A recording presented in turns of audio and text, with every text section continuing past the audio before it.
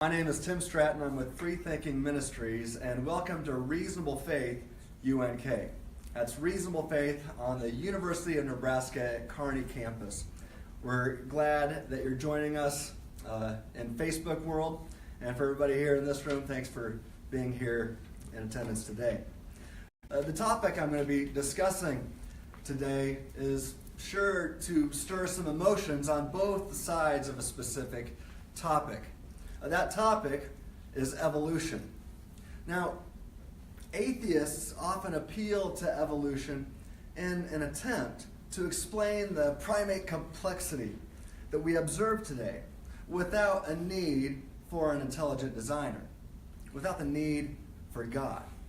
And this is evidenced by guys like the atheist Richard Dawkins, who offers his blind watchmaker hypothesis. And this is basically to say, hey, we don't need God, we don't need an intelligent designer to explain why things look so finely tuned and so designed today, because the blind watchmaker of evolution can accomplish this. Indeed, many say the reason they affirm atheism is because they believe evolution is true. Now, since their hypothesis does not include God as a designer, atheists feel justified in affirming that God does not exist, and therefore Christianity is false. With that said, however, if evolution is true, it does nothing to prove that God does not exist, or do anything to disprove the historical resurrection of Jesus. Those, by the way, are the two essential ingredients of mere Christianity.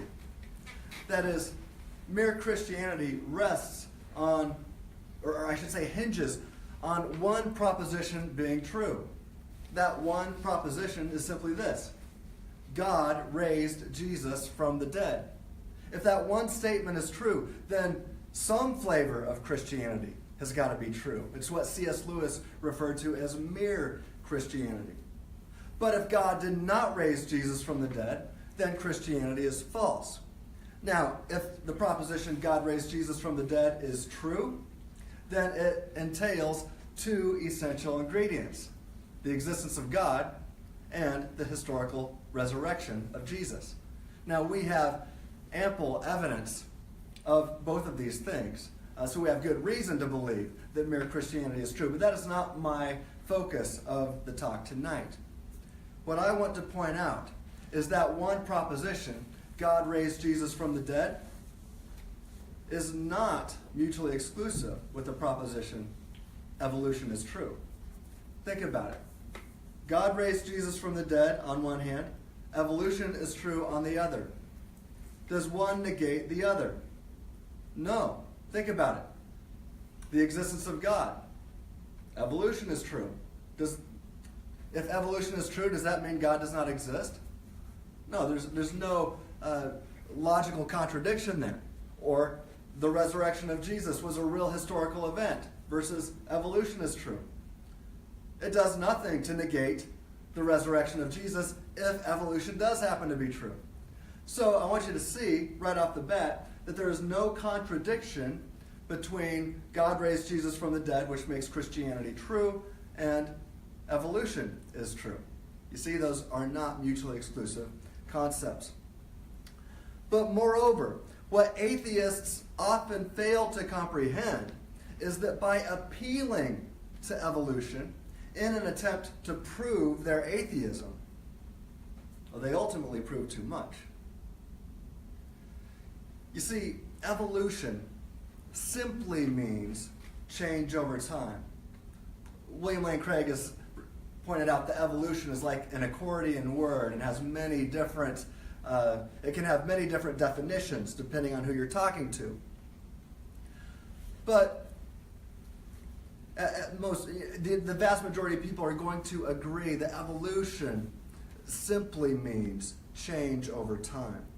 Now, I think most people will agree to this fact. From the most hardcore atheistic evolutionists like Richard Dawkins to the most hardcore young earth creationists like Ken Ham, they're going to agree on this. that evolution is change over time. We're going to agree that some things do genuinely change over time, even if they disagree on how much some things change over time. What's important to note is Darwinian evolution, if you will, requires a genuine change over time.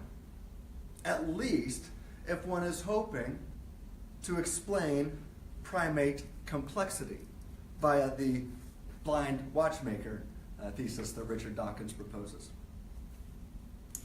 So,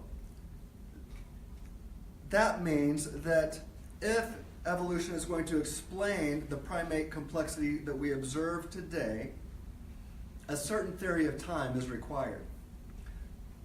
The two main theories of time that are competing with each other today are known as the static theory of time and the dynamic theory of time. The dynamic theory of time also goes by the A theory of time or the tensed view of time, and the B theory of time is synonymous with the static theory of time.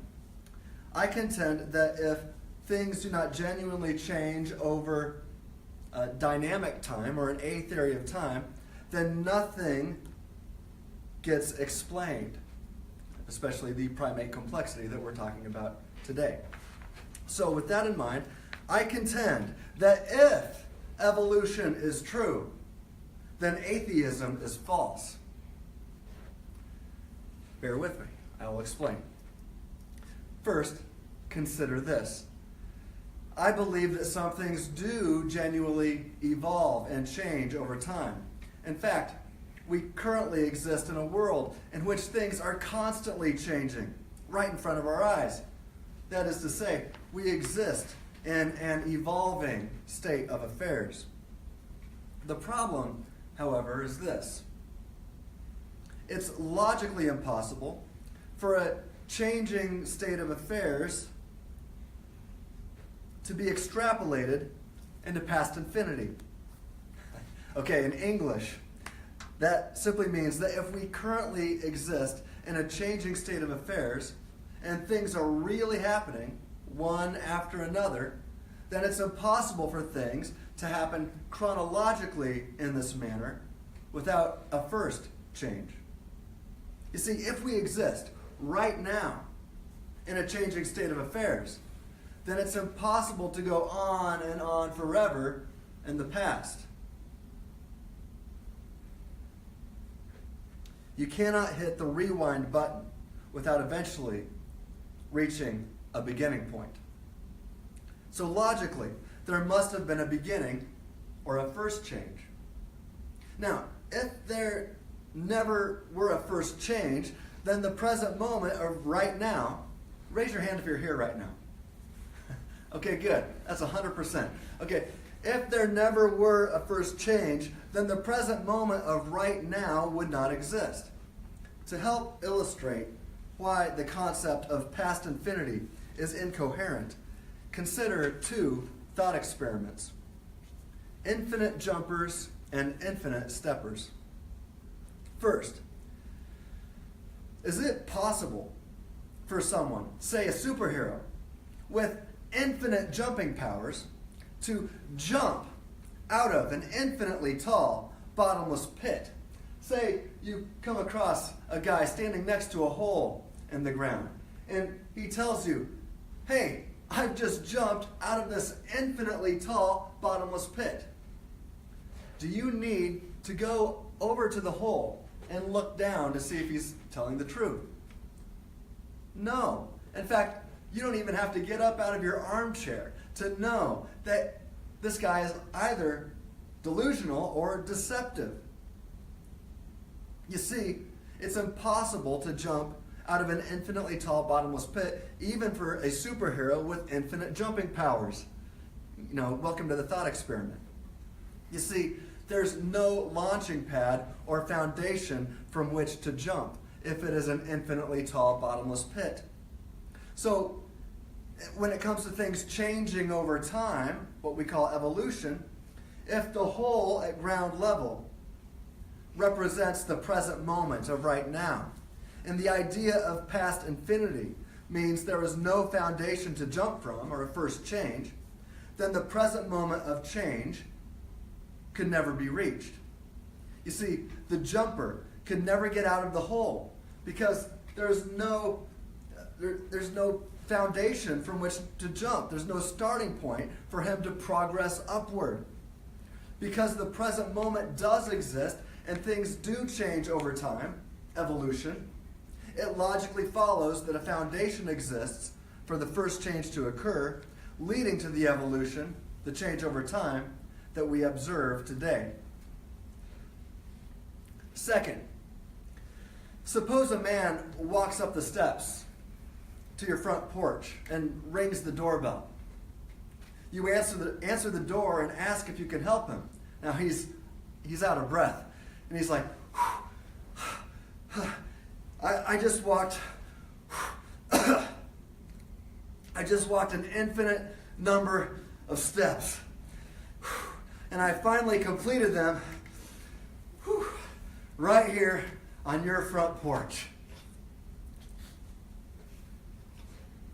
Of course you don't believe him. Yet he insists that he has accomplished this feat. You say, I don't believe you. And he's like, no, seriously, I just walked an infinite number of steps, finished right here on your front porch. Can I get a drink of water? And you're like, no, I still don't believe you. And he goes, no, I really did. So finally, you're like, prove it.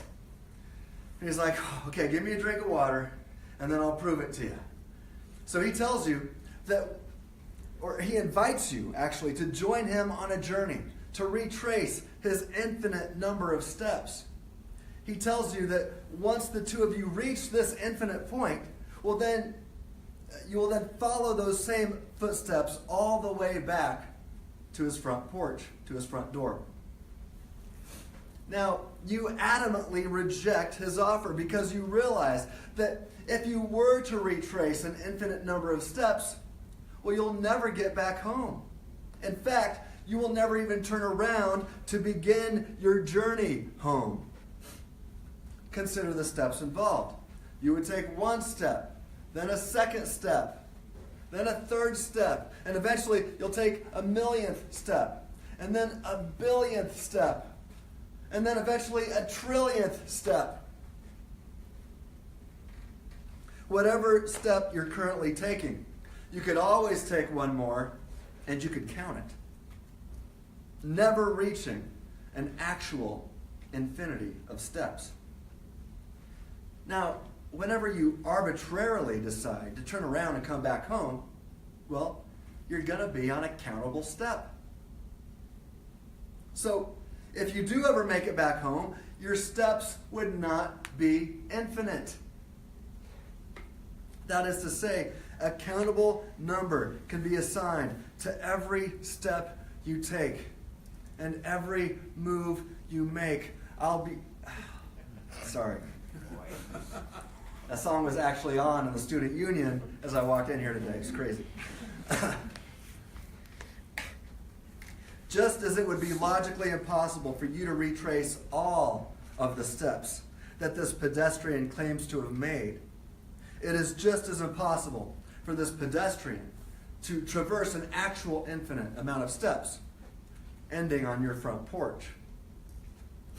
You see, a rational person will know that the one who makes such a claim is either delusional or deceptive. The stepper must have taken a first step. And if he ends on your front porch, you have a finite amount of steps. That is to say, each step could be counted. It's not an actual infinite.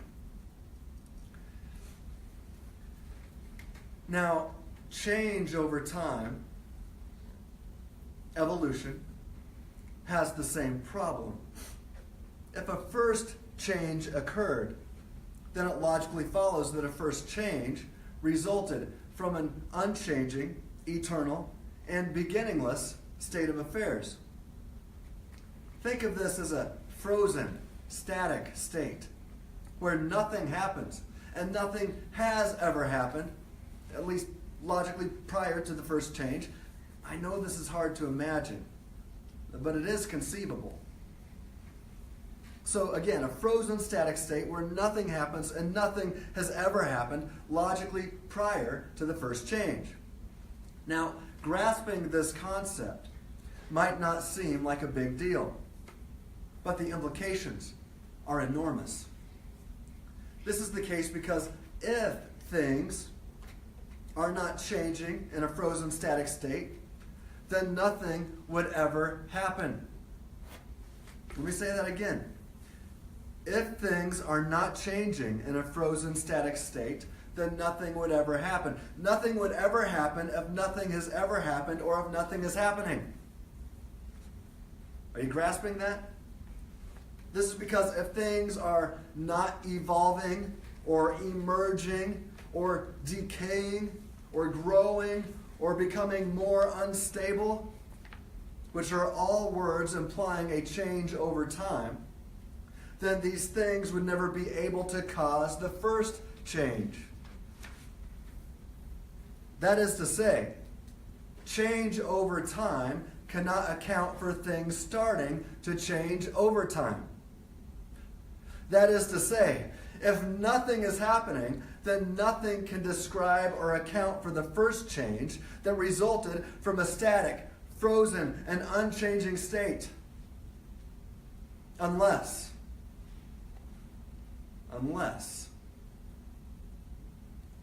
a volitional agent existed in this static state who had the power to act or not to act. Think about it. Other than a volitional agent with free will, what else could cause a change from an unchanging state of affairs? At the least, a volitional agent with the power to act could exist in a static state and then cause something to happen. That is to say, if nothing is happening but a volitional agent with free will exists in the static state, then this volitional agent can freely choose to act and cause the first change. I believe this is what Aristotle referred to as the unmoved mover. Now, on a side note, volitional agents with free will are personal types of things, or rather beings. If a being is personal in nature, then this being is the kind of thing, if you will, in which you can have a personal relationship. That is, at least, if you're a person. Raise your hand in this room if you're a person.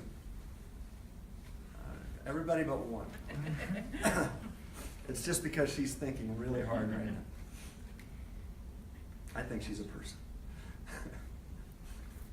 So if you are a person, then it's at least possible that you can have a personal relationship with this unmoved mover, because the unmoved mover is a personal being. So, I digress. I can summarize this entire talk tonight in an argument, a syllogism, with, don't worry, it's not an infinite amount of steps in this syllogism, just 8 to consider. So, let's go on let's examine this syllogism. 1, premise 1, things change over time, evolution. 2, a changing state of affairs cannot be past infinite. 3, deductive conclusion. Therefore, a first change resulted from an unchanging state of affairs. You know what? Even atheists agree with this much. They will agree that a first change resulted from an unchanging state of affairs. Maybe not all of them, but I would say a majority of them would agree with that. So this isn't controversial. Not yet. 4, only a volitional agent can cause a change from an unchanging state of affairs. 5. Volitional agents are personal. 6. Another conclusion. Therefore, this personal agent existed in an unchanging state of affairs. 7. Anything existing in an unchanging state of affairs never began to exist and is eternal, with no beginning. 8. Final deductive conclusion. Therefore, the cause of the first change, and ultimately the change of affairs in which we find ourselves, is a personal agent who is eternal, with no beginning, and was in a changeless state of affairs logically prior to causing the first change. The final deductive conclusion should be eye-opening. Why? Why should this get everyone's attention? Because this personal agent who caused things to start evolving and changing over time is God. That's simply what we mean by God. Now, maybe you don't like the word God or the name God, maybe because of some emotional reasons or something. I don't know. So call this cause of the first change, call this unmoved mover, whatever you like. But a rose by any other name smells just as sweet. I want you to realize that I have not referenced a single Bible verse tonight. I intentionally did not bring a Bible with me. I did not want to be accused of assuming that the Bible is true, to argue that Christianity was true or anything like that. I have not referenced a single Bible verse. With that said, however, the Bible does not just note the possibility of having a personal relationship with the unmoved mover, with God. The Bible explains exactly how you and I can know the unmoved mover personally through Jesus Christ. Perhaps we should take the Bible seriously. After all, it affirms the exact same things we've logically concluded. Here's the bottom line. If you believe that things actually do evolve and change over time, then you should reject atheism. Not only do I not oppose evolution as a Christian theist, I contend that if you really think evolution is true, then you should consider Christianity. One last thought. Like I said, I do not necessarily oppose evolution. After all, if God is omnipotent and omniscient, creating through evolution would not be a problem for a being with those attributes. And if one affirms the fine-tuning argument for the existence of God, they have no reason to be opposed to evolution either. But that opens up another can of worms, and I will discuss this right here on the UNK campus in 1 month from today, or actually the first Tuesday of April. So join us again, and we will discuss that topic next month. Thank you.